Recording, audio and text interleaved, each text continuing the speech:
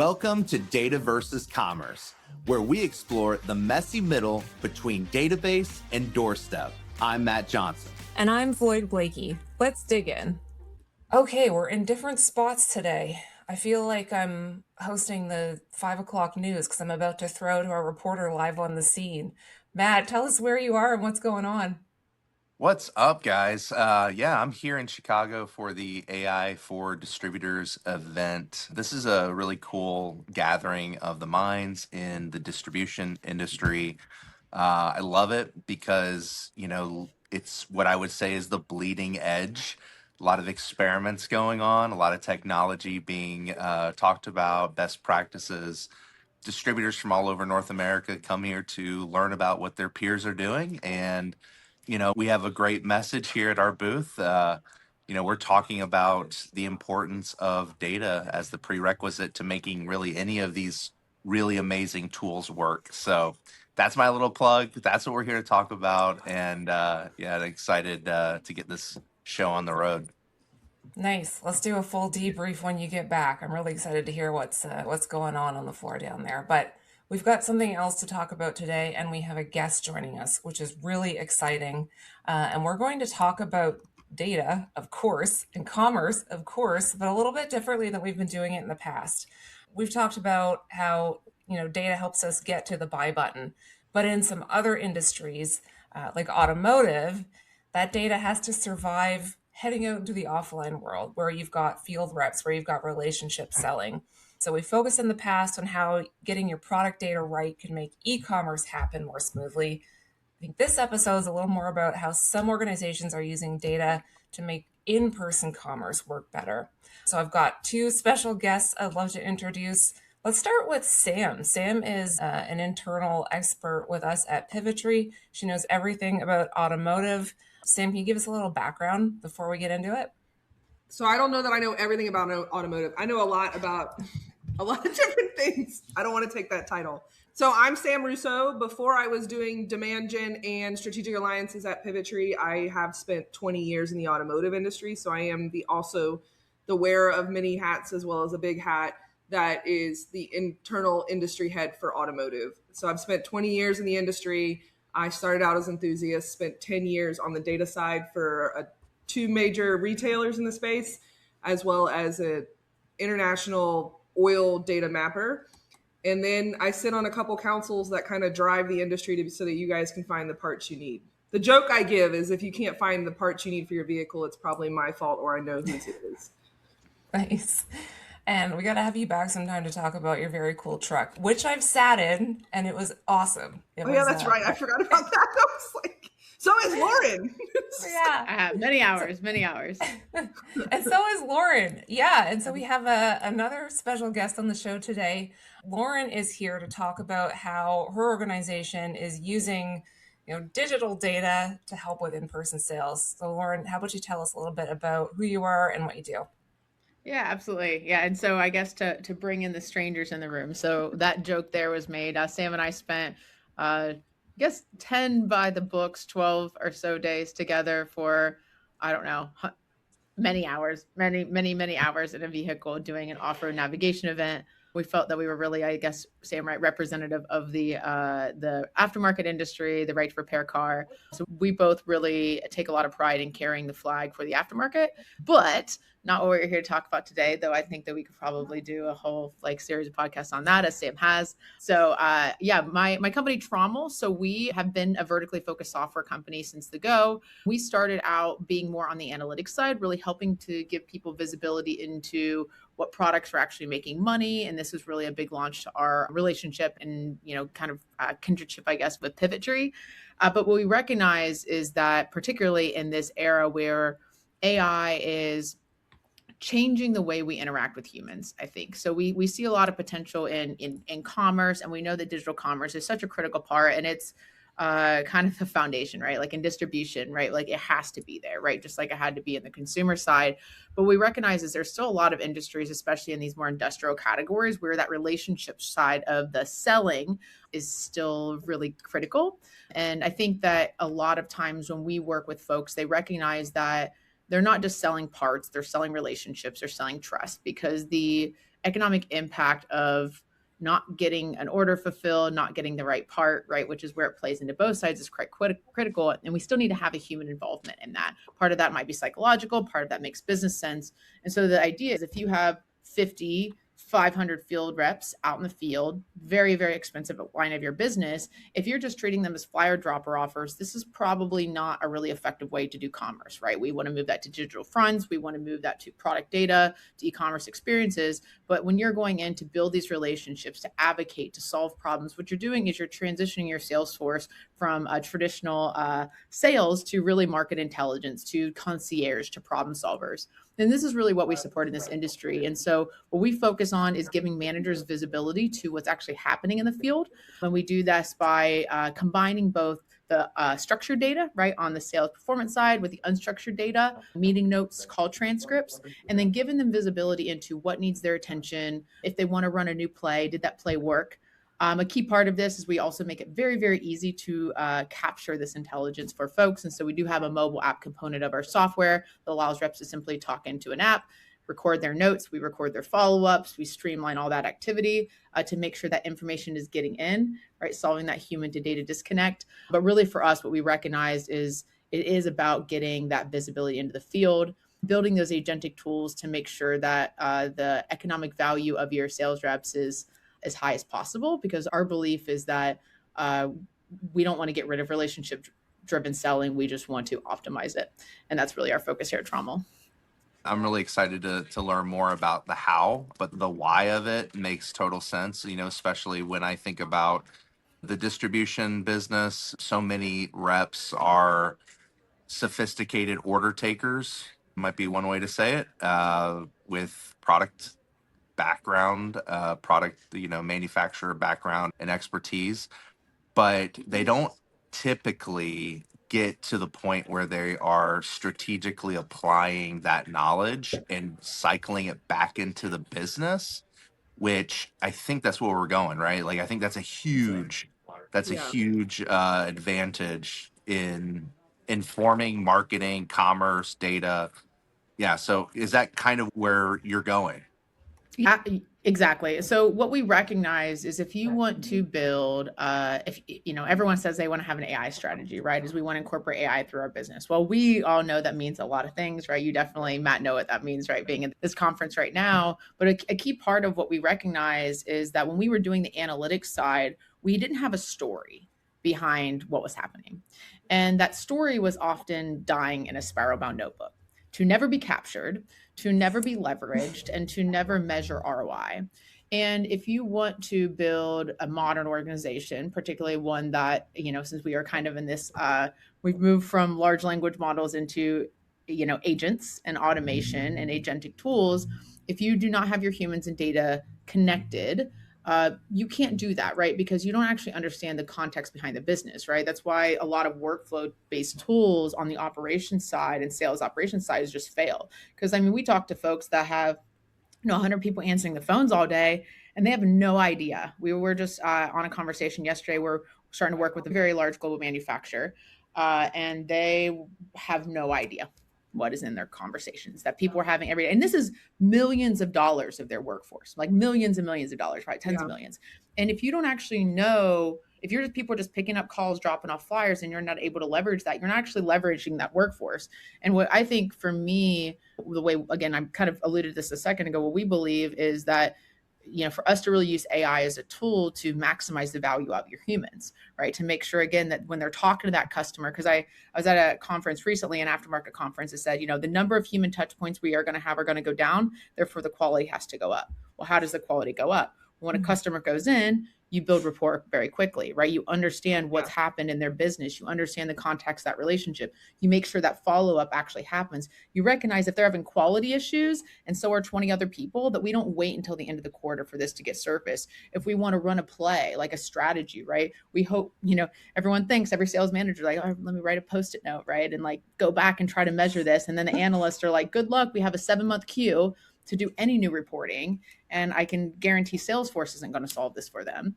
And so it's about building, the kind of industry lingo that we hear is a system of action, right? It's a system of action on top of your system of records. Because when people know the next best action not only do you have an optimized workforce and a data-driven management team, but you also start to see the shift in the type of people that work with you, right?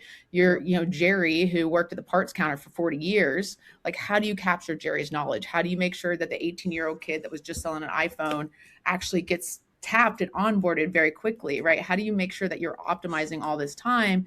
And I think what a lot of people are going to start to recognize is that if you want to have top tier hires, you also have to have top tier technology, because you're not going to get the sharpest, brightest folks coming in and working on a green screen.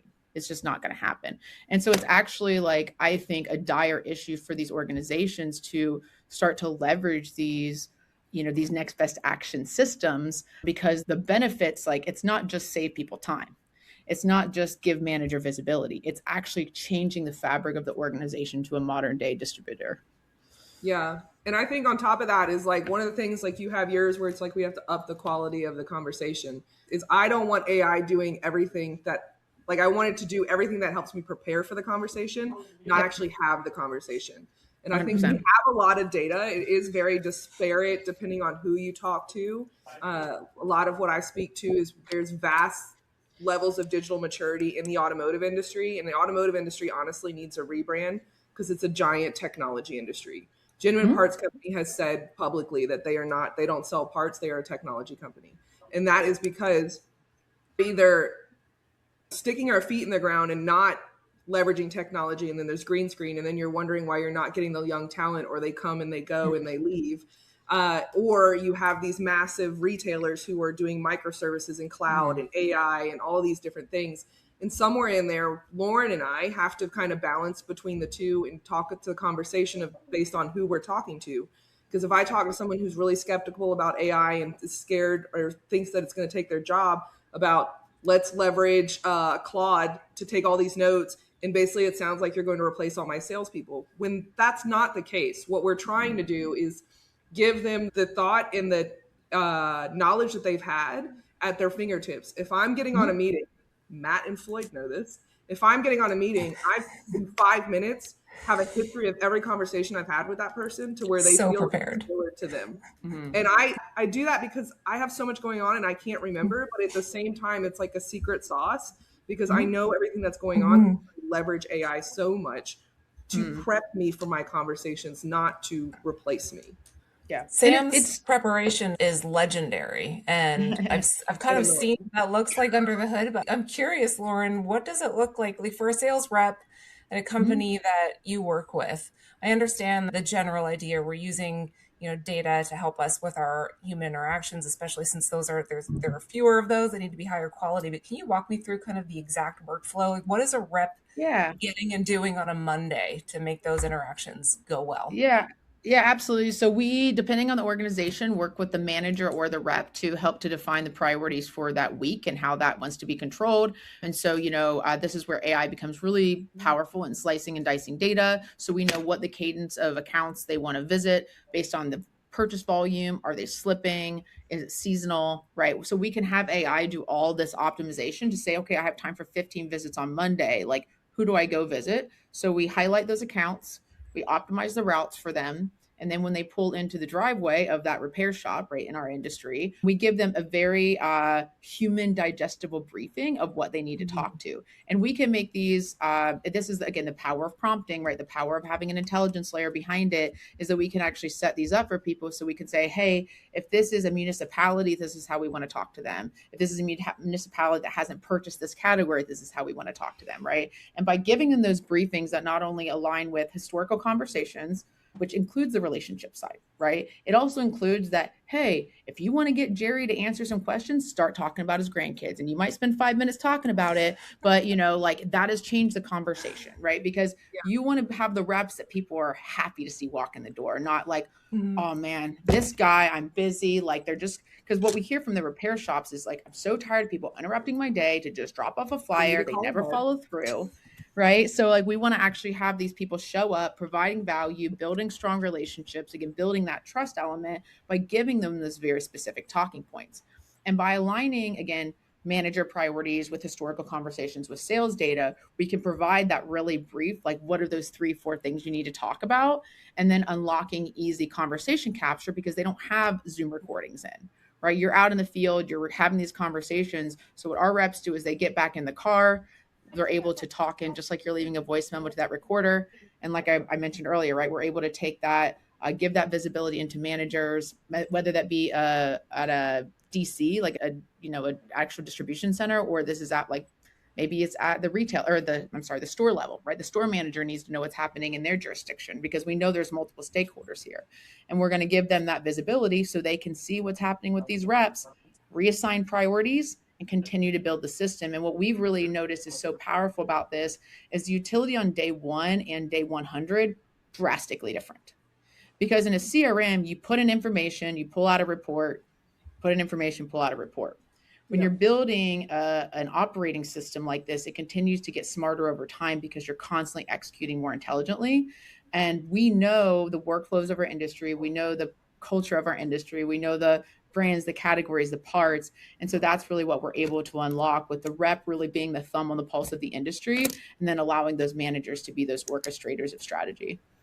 And I think on top of that, Lauren, just to like advocate for the reps, is it's what Lauren specifically is doing, but also what we're all doing is giving visibility to leadership of these large manufacturers and distributors that aren't, their biggest asset is that relationship human aspect of the guys that are on the guys and girls that are on the ground, because they know this business inside and out. They may not be sitting in the boardroom, but they are your most vital asset that AI can't replicate. So what we're doing and what we're trying to do is take what that knowledge that they know, those conversations they're having, and that trust they've built to have an honest conversation between the end consumer. And that's when you can really start to extract patterns across thousands of conversations, whether it's at one endpoint or across multiple. So like imagine you are an executive leader within a distributor, and you see all these conversations that your field reps are having across, and all of a sudden you start seeing everybody's complaining about shipping delays.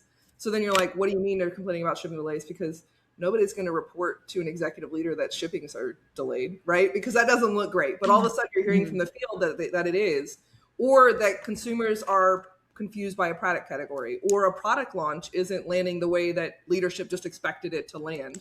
And so on top of Lauren's thing is it's giving access to these large retailers, distributors, manufacturers.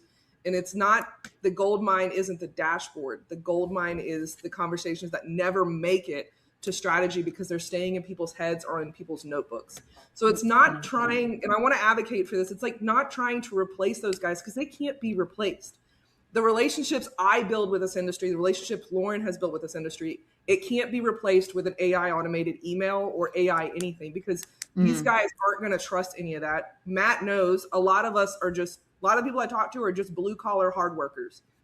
American through and through. And like they are going to trust a conversation and a handshake before they trust an AI bot that's recommended some part. You want to tank your company as a distributor and traditional, kill your sales team. That's a real good way to kill your company. I'm not even joking, right? Like if you start to think, and it was funny, like I was even had to get a new phone this week, and I was in my phone store having this conversation with them, and like we was talking about how one store was like had an AI that you come interact with and it services you. And then I had this, 65, 70-year-old guy come in who just needed help literally turning his phone back on, right? And I was like, you want to kill your company, try to automate everything. Because at the end of the day, like you having a human that people can get a hold of is how you tell your customers you care. And if you want to show your customers you don't care, force them to talk to an AI all day. And I don't think that this is going to go away, really.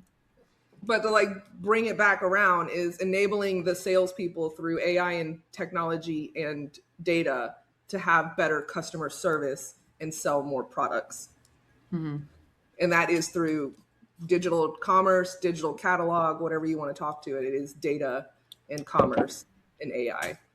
One of the things I've been thinking about a lot lately, and this really, hits on the concept of the next generation of field sales and sales teams, right? We have such a turnover issue in industrial and automotive. And I think that when you think about what are you going to do to replace those people, historically, distributors have relied on finding other reps who have deep category product information knowledge, right?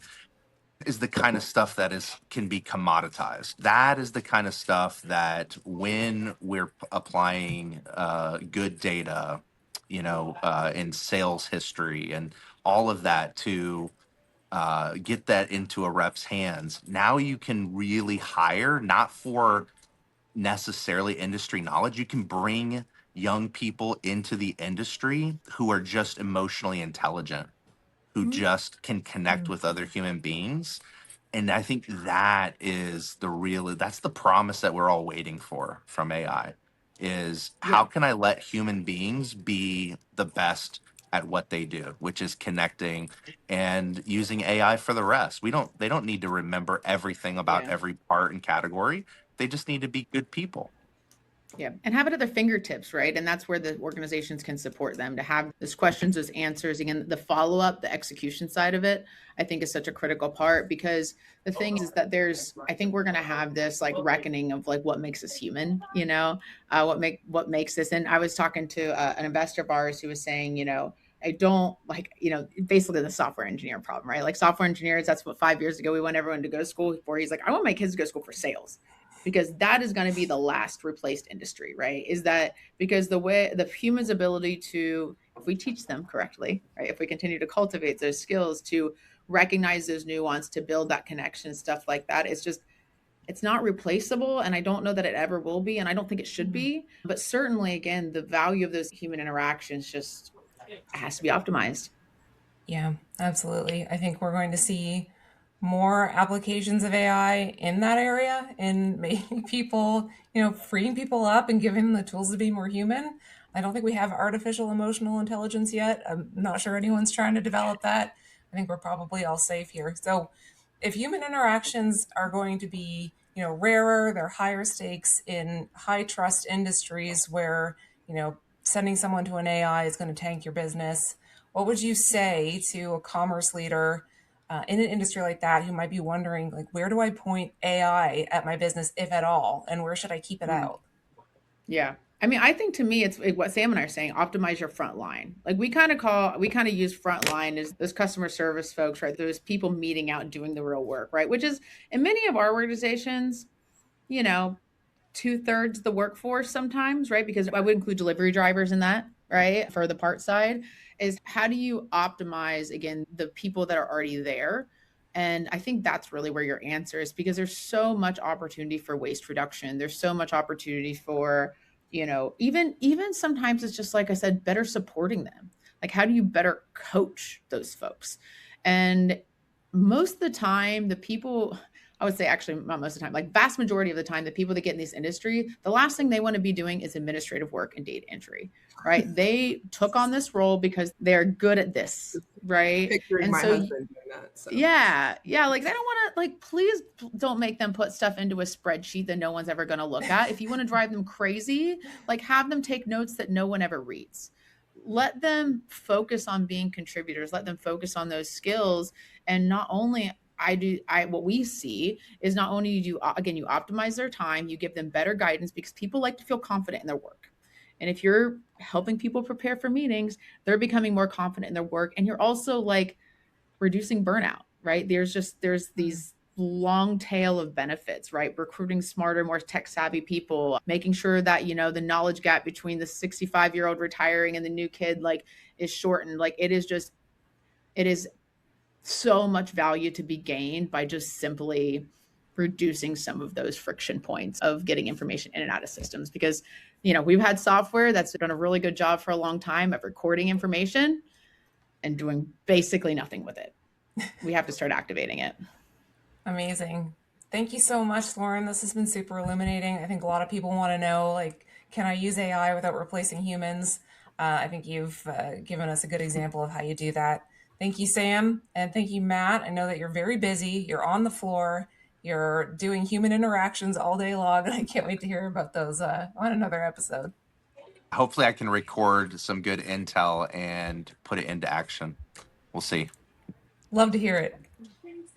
Thanks for tuning in to this episode of Data versus Commerce. New episodes drop weekly. So if you're responsible for any part of how products get from a database to a doorstep, subscribe now on Apple, Spotify, or wherever you listen.